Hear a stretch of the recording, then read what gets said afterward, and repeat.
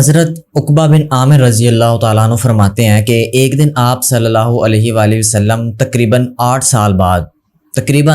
بعد غزوہ احد کے جو شہداء تھے ان کے لیے نماز جنازہ ادا کرتے ہیں، مطلب ان کے لیے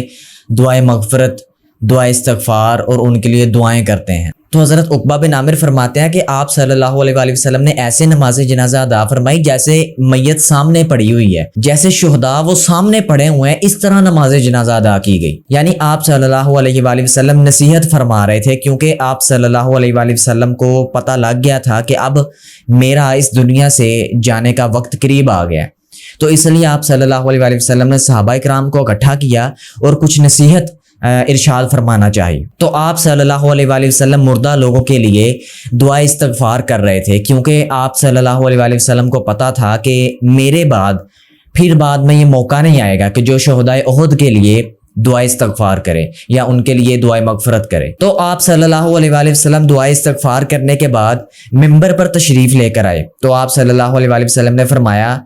کہ دیکھو میں تم سے پہلے آگے جا رہا ہوں اور میں تمہارے حق میں گواہ بنوں گا، اور فرمایا کہ میرا آپ لوگوں سے وعدہ ہے کہ اب ہماری ملاقات حوض کوثر پر ہوگی، اور میں اس وقت اپنے سامنے حوض کوثر دیکھ رہا ہوں، کیونکہ اللہ تعالیٰ نے اس وقت آپ صلی اللہ علیہ وآلہ وسلم کے سامنے سے تمام پردے ہٹا دیے تھے اور حوض کوثر آپ صلی اللہ علیہ وآلہ وسلم کی آنکھوں کے سامنے تھا۔ اب جو سب سے اہم بات ہے اس کے اندر، حالانکہ حدیث کے ایک لفظ بہت اہم ہے، لیکن جو سب سے اہم ہے، جو اللہ کے نبی بتانا چاہ رہے ہیں، نصیحت کرنا چاہ رہے ہیں ہمیں، وہ آخر میں ہے، وہ آپ بتانی ہے۔ تو آپ صلی اللہ علیہ وآلہ وسلم نے فرمایا، اے لوگو مجھے اس بات کا ڈر نہیں کہ تم میرے بعد شرک کرنے لگو،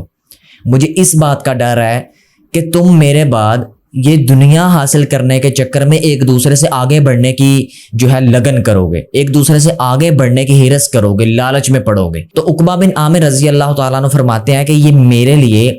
آپ صلی اللہ علیہ وآلہ وسلم کی زیارت کا آخری موقع تھا، اس کے بعد میں نے آپ صلی اللہ علیہ وآلہ وسلم کو نہیں دیکھا۔ ہر انسان کی کوشش ہے وہ ایک دوسرے سے آگے بڑھے، ہر انسان کی کوشش ہے وہ دنیا کو حاصل کرے اور بھرپور طریقے سے حاصل کرے۔ تو اللہ کے نبی نے ہمیں یہ 1400 سال پہلے ہی فرما دیا تھا کہ مجھے تم سے شرک کا ڈر نہیں، مجھے صرف اسی چیز کا ڈر ہے کہ تم مال اکٹھا کرنے کے چکر میں، دنیا حاصل کرنے کے چکر میں ایک دوسرے سے آگے بڑھنے لگو گے، اور جب ہم دنیا حاصل کرنے کے چکر میں ایک دوسرے سے آگے بڑھیں گے تو پھر یہ بات یقینی ہے کہ ہم اللہ کو بھول جائیں گے اور اللہ تعالیٰ کے جتنے بھی احکامات ہیں ان کو پس پشت ڈال دیں گے۔ آج تمام حالات آپ کے سامنے ہیں کہ لوگوں کے پاس